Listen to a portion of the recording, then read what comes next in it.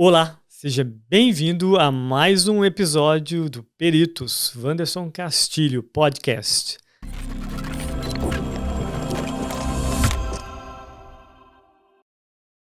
Hoje o assunto vai ser um pouco pesado, mas nós vamos falar sobre arquivos. Eu vou tomar até muito cuidado em mencionar, em falar a palavra para não ser censurado nas redes. E aí nós estamos falando sobre pornografia e sobre daí o infantil. Eu vou usar o P infantil, esse vai ser o termo sobre o assunto que a gente vai falar aqui. E você que trabalha com perícias, e esse é o objetivo desse podcast hoje, é alertá-lo o que deve ser feito e o que não deve.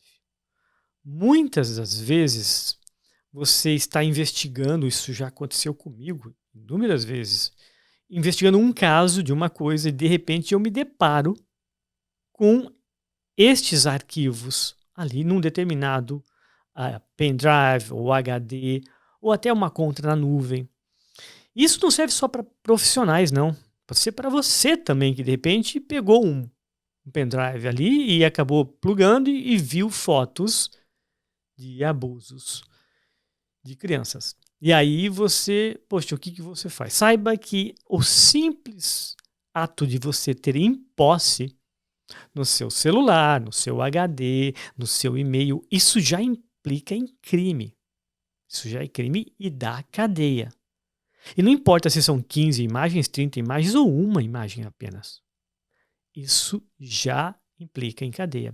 E para você que é um profissional, a partir do momento que você encontra esse tipo de coisa, você tem a obrigação de reportar às autoridades. Caso contrário, você está em posse de um material ilegal e você pode responder por isso. Ah, mas quem me entregou esse pendrive foi a mãe que estava desconfiada. Não importa. Entenda que só tem o direito legal de possuir essas imagens quem dentro do processo se encontra e está autorizado. Mesmo policiais em investigação, eles não podem ficar carregando esse material em seus celulares, em seus computadores.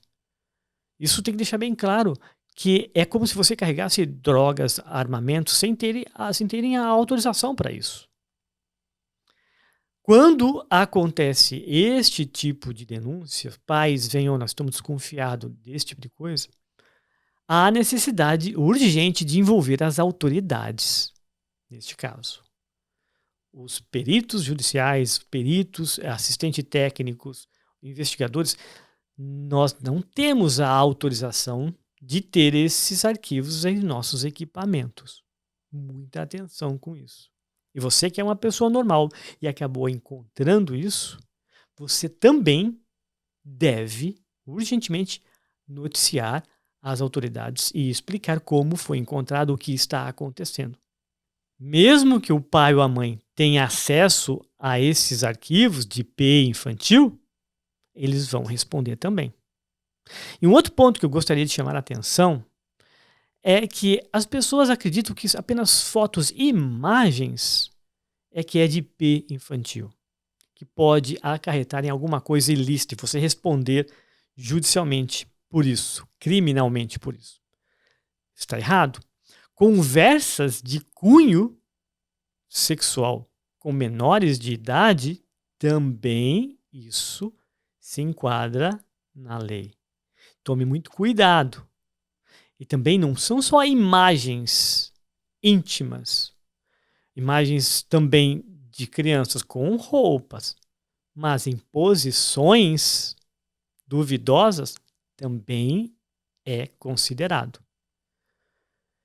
Muitos desses criminosos, dos pedófilos, eles acabam sendo pegos com imagens, inclusive com essas crianças com roupas, que é para desbaratinar, mas na verdade isso também está incluso, porque o objetivo principal dele é o do crime. Então a pessoa acaba tendo realmente, tem que ter muito cuidado com essas informações, esses arquivos. Caso contrário, você vai ser implicado com isso sem dúvida nenhuma. A investigação por parte de peritos privados nessa linha, ela é muito tênua e muito perigosa. Porque, queira ou não queira, em algum momento, mesmo sendo contratado a pedido dos pais, pode aparecer esse tipo de imagens. E a partir do momento que apareceu imagens ou de cunho sexual, é o momento de você, profissional, ou você que está ajudando, né? Tem pessoas, porque agora todo mundo, na época da informação, da internet, todo mundo virou investigador. Você já percebeu isso, né? Ah, eu já peguei, fiz uma busca da pessoa ali, já sei que ele trabalha ali, que ele trabalha ali. Todo mundo virou investigador. E tudo bem. Porque tem bastante gente também que acaba consertando canos e não é encanador. Tem bastante pessoas, muitas pessoas que acabam fazendo edição de vídeo e não são editores. Então, isso não é o problema da investigação, mas sim o que fazer, saber o que fazer. Então, se você de repente está ajudando, tem uma mãe, uma amiga sua, ou um amigo, poxa, ele está complicado, está acontecendo assim, minha filha está meio diferente, meu filho está diferente, e eu estou procurando aqui alguma coisa que tem de errado, e você acaba ajudando nessa investigação caseira, tá? E daí se depara com conversas já de cunho, pronto, é o momento de você, ou o pai ou a mãe, já colocar as autoridades no meio. Apareceu imagens, mais ainda. Esse é o momento crucial. Claro, eu estou falando aqui como perito e para você também que é um profissional da área, mas também para você que, de novo, está ajudando alguém. É o momento. Não sigam em frente. Ah, tem algum perigo, assim, de alguma exposição física? Normalmente, esse tipo de criminoso que ele faz remotamente, online, você não tem o seu atentado contra a vida, né? Assim, a sua integridade física, ela está relativamente preservada. Poucos os casos que tiveram alguma coisa, que eram online, tiveram alguma coisa física. Exceto quando se tem ali, nós estamos falando do criminoso, de alguém mais próximo, vizinhos, próprios parentes. Aí pode ter sim um certo perigo da sua integridade física, porque afinal de contas a pessoa pode estar sendo ameaçada, se sentir tão ameaçada que ela pode cometer alguma besteira fisicamente e ela tem essa aproximação. Então é um motivo maior ainda de você ir às autoridades urgente. Mas se tiver algum fator de conhecimento dessas crianças com, né, aplicativos de internet, o perigo para a integridade física é muito menor.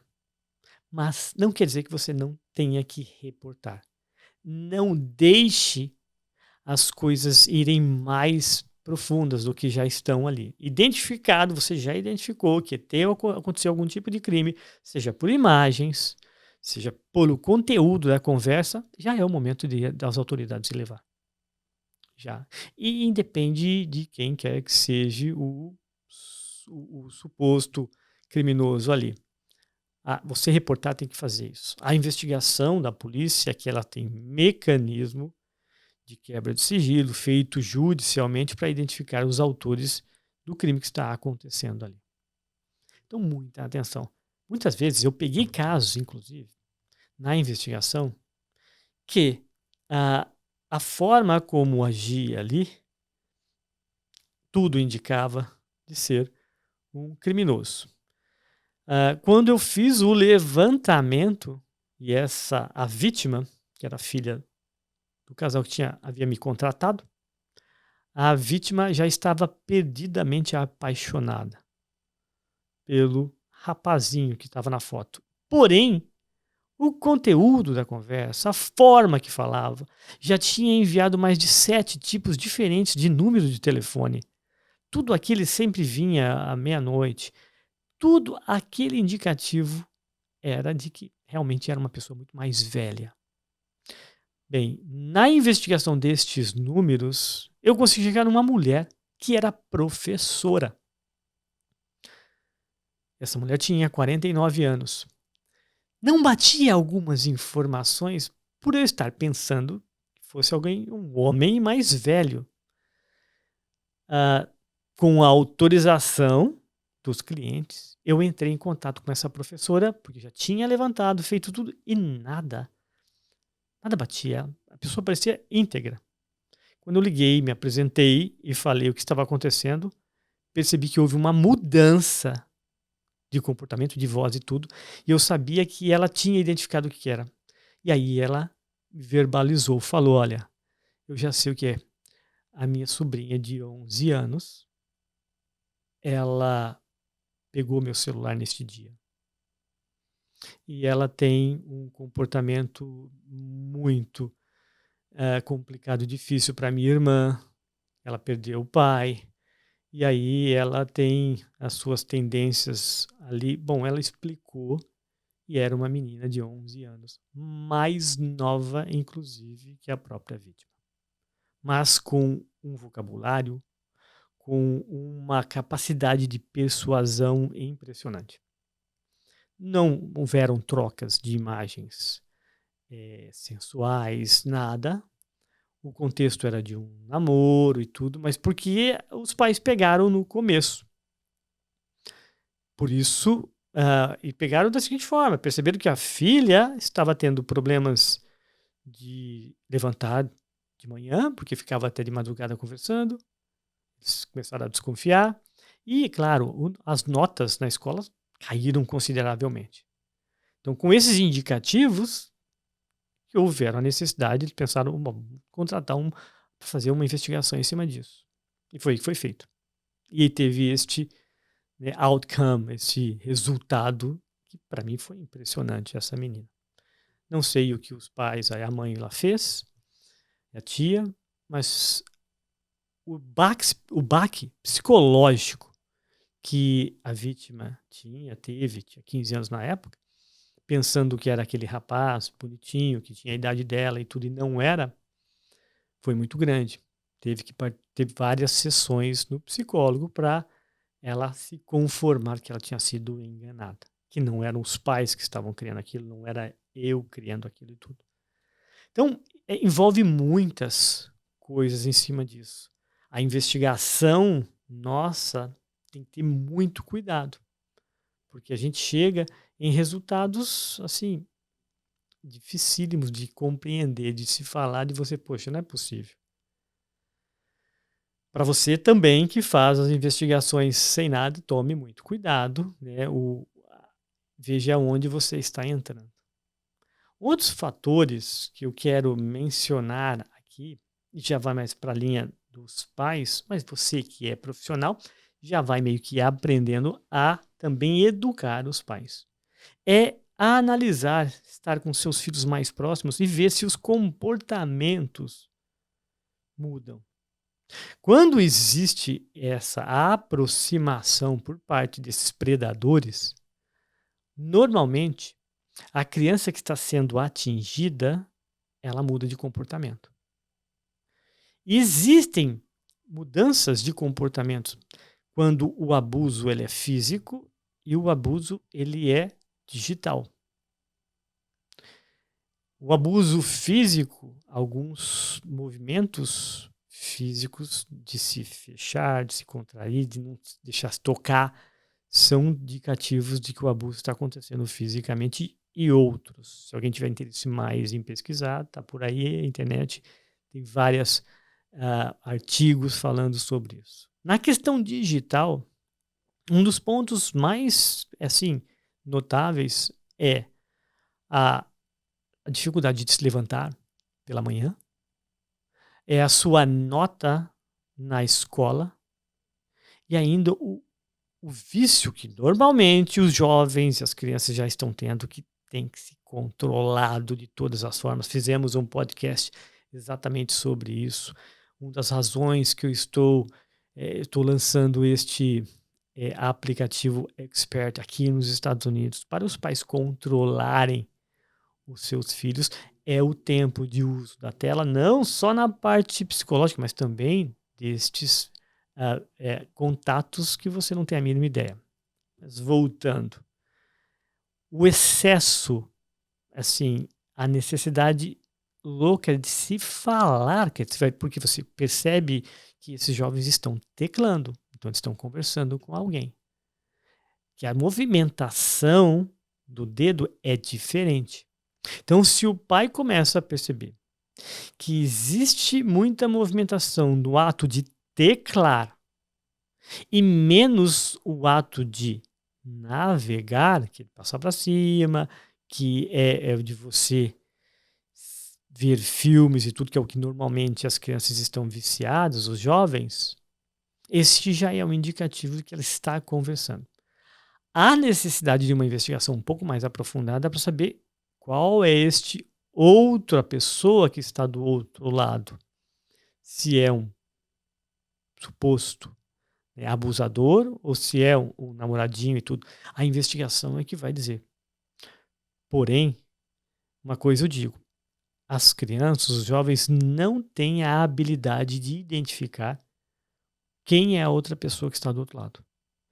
E a habilidade que os predadores estão hoje de simular conversas, fotos e ainda de mandar presentes, de manipular essas crianças é tamanho que o acerto deles, para você ter uma ideia, a precisão deles é de cada 10 vítimas que eles atacam, eles conseguem a aproximação de 7 a 8, é quase 80%. Para um predador animal, para você ter uma ideia, nós estamos falando de um tigre, estamos falando de uma leoa. Os seus ataques, de todos, de 10 ataques, os animais têm uma precisão de 4, 5. Então, esses predadores digitais, eles são mais eficientes que os próprios predadores animais. Então, a necessidade de você, pai, você, mãe, estar ao lado e sempre prestando atenção em todo o comportamento dos seus filhos é de suma importância. É, na verdade, salvar a vida dessas crianças. E não só fisicamente, como psicologicamente. Entenda que hoje nós estamos num mundo em que, sem a criança sofrer qualquer tipo de abuso, ela já fica com a sua saúde mental comprometida. Pelo simples fato da alimentação, pelo simples fato do próprio bullying da escola, pelo simples fato da manipulação das redes sociais. E assim eu posso te enumerar dezenas de possibilidades que um jovem hoje tem afetado a sua saúde mental. Coloca nisso um abuso. Então nós estamos quadriplicando o problema de saúde mental dessas crianças, se isso tiver. Então a necessidade de que você, e quanto maior for o tempo de exposição neste abuso, maior é o estrago na saúde mental dele. Então a necessidade de você identificar o quanto antes é de máxima importância. Máxima importância. E para fazer isso, é o monitoramento. É você colocar o aplicativo certo em cima disso. Ah, mas peraí, falar isso é super fácil. Agora eu quero ver você vir aqui e colocar no meu filho ou na minha filha. Você não tem ideia. Eu tenho. Falo para você, eu tenho a ideia. Eu sei muito bem. Por isso que primeiro, quando eu estou lançando este meu aplicativo, eu quero criar essa comunidade. Eu quero educar os pais a como executar isso. Mas antes de um professor saber como explicar uma matéria a um aluno, eu tenho que ensinar esse professor a como é que ele tem que passar essa informação. E primeiro, antes dos pais hoje, não é só porque você virou pai, porque você virou mãe, que você tem a habilidade extrasensorial para educar o seu filho. Não tem, precisa de ajuda. Eu preciso de ajuda, todos nós precisamos de ajuda. E isso é um ponto que eu quero colocar. Não é só porque você também tem um aplicativo super poderoso que estou oferecendo, que eu vejo eu como especialista, tecnicamente falando, a necessidade de ter um aplicativo disso, mas isso não é tudo. Isso não vai resolver o seu problema. Muito pelo contrário. Se você não tiver a habilidade, muitos pais acabam confundindo, ficando que, eu tenho esse aplicativo, vou ter, colocar em cima no celular do meu filho, eu vou monitorar tudo. Não, você não está ali para monitorar, você está ali para cuidar e proteger seu filho. Você não é investigador. Essas são as primeiras informações que eu quero quando o cara estiver usando o meu aplicativo, que ele saiba antes disso. Vamos saber qual que é o seu papel. Seu papel aqui é de educar. Não é qualquer informação que você vê aqui que você já vai tirar satisfação com seu filho ou com a sua filha. Você vai ter que ter estômago de ver um monte de coisa, porque seu filho, tua filha, tem também o direito de errar. Ele também tem o direito da privacidade. Você fez um monte de coisa, por que seu filho não pode fazer? Por que sua filha também não pode fazer? Mas não é fácil, entende?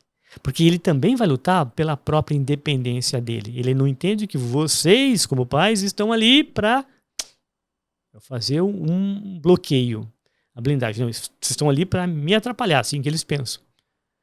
Eles precisam de ajuda e não sabem o que precisam. Eles querem ajuda, mas não sabem pedir. E eles não sabem nem o que estão estragando na vida deles. E acham que estão fazendo bem. Em vários pontos. Por isso, a primeira coisa que um pai ou uma mãe tem que fazer é procurar conhecimento e monitorar o seu filho.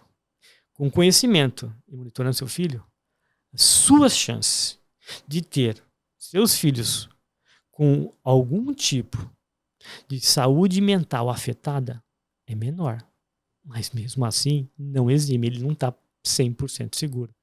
Imagine então os pais que não estão com atenção com seus filhos, deixando eles sem monitorar, fazendo assim o que quiserem na rede social. Qual o problema que eles estão gerando ou se já não estão. Essa é a dica que eu quero passar para vocês. Muito cuidado. Eu vou ainda falar aqui sobre essa comunidade que eu criei. Vou anunciar porque daí serve para todo mundo. Vai ser feita em inglês e em português.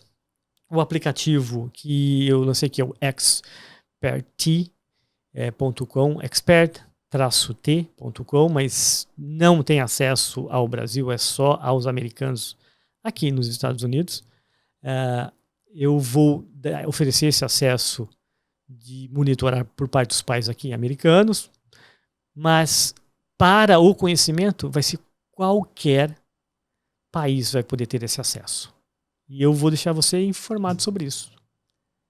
Espero que você tenha gostado e até o próximo podcast.